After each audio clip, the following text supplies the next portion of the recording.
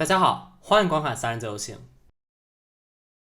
今天我们离开了30里营房，进入西藏阿里。与上一天从叶城刚进入西藏的那一段，基本全程都在翻山越岭的路相比，今天前往日土县的这段行程中，湖泊成为了新加入进来的景点，而且还不少。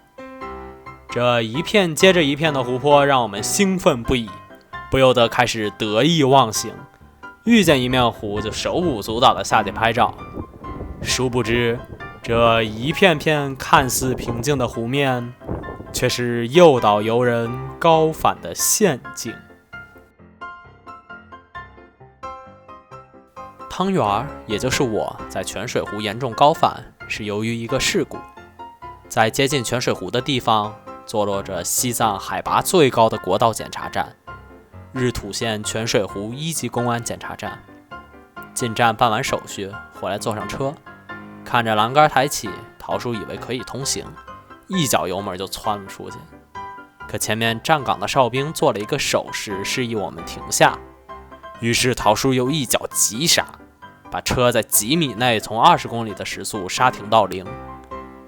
本来过了骑台打板后，我就有高反的症状，这一脚急刹车，直接把咱的后脑勺重重地磕在了座椅上。更要命的是，我还戴着帽子，帽子后面有个用来调节松紧的凸起的塑料扣，这一下就算是搁在平时也能疼个老半天，更别提是在海拔5100多米的死人沟上了。与叶城出来的第一段新藏线相比，今天的行程虽然要经过4个海拔超过5000米的打板，不过开下来的感觉还是要比昨天轻松多了，但实际上依然还是很吓人。为什么这么说呢？因为今天行驶的公路平均海拔也在4500米左右，翻越一座5000多米的打板也只用爬升几百米的高度，而昨天在谷地中平均海拔才3500多米，翻一座山就得坐一次过山车。这样造成的结果就是，我们感觉今天的路会平坦很多，车速也能提起来，心理层面就会轻松很多。然而客观上来说，今天真的是很吓人。为啥呢？因为今天虽然地势平缓了，但海拔是真真切切的高，是一点不带含糊的高，你一个不小心就会高反。就我们来说，桃叔还在继续装睡，所以高反情况倒还好。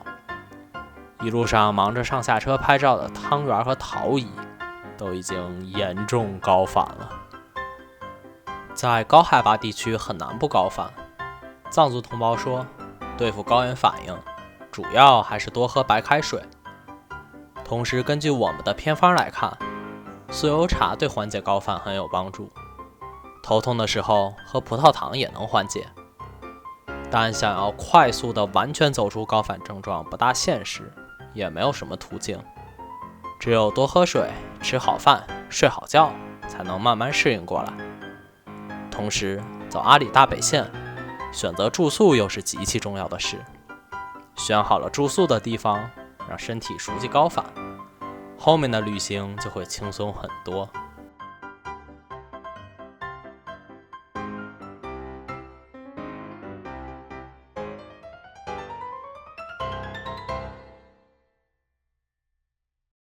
一座座洁白的雪山，就像一条条哈达，天空云团万般变幻，只有不浅的小草顽强生长。它们在幽暗云团的重压下，焕发出生命的光芒。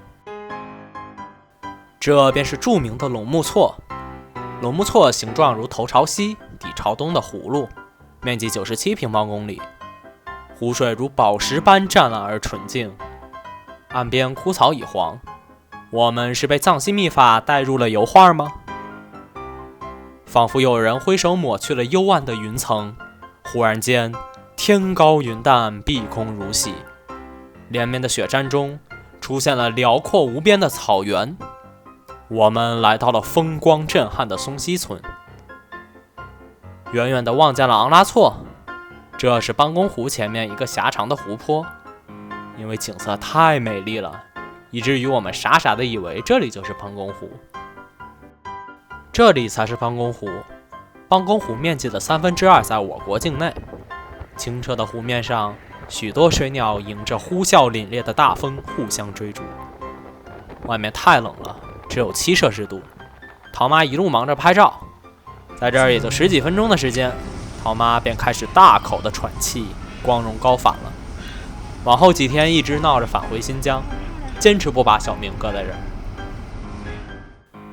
晚上7点多，我们终于赶到了今天的目的地日土县。这一路上的壮丽风光深深震撼了我们，把我们都震撼得高反了。草草吃完饭，我们便匆匆睡下，进入了梦乡。明天我们碰到了几个当地的孩子，也和日土县的一些朋友进行了交流。欲知邦公湖美丽的景色和我们的日土印象是什么？欢迎大家关注我们的账号，明天继续更新哦。